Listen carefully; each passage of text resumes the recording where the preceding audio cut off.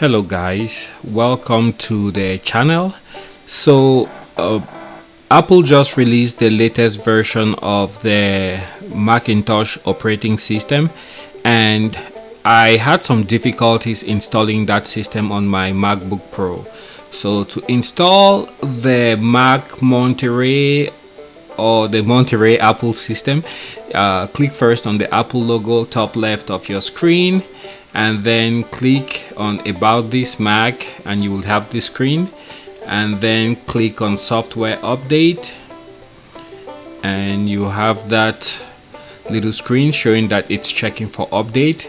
If you are on a laptop like I am, then you might want to make sure that you're more than 50% charged and preferably plugged into a power source like I am.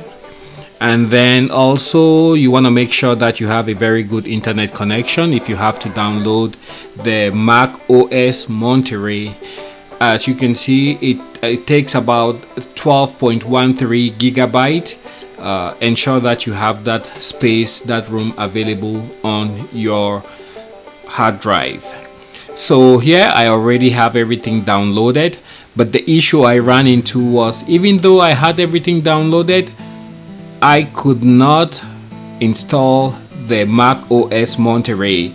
So what I did was I restarted my Mac, and that allowed me to get to the point where I could hit on upgrade and continue, and that's how I was able to continue. So if you get stuck on installing MacOS Monterey, please go ahead, restart your system, ensure you have enough room on your hard drive.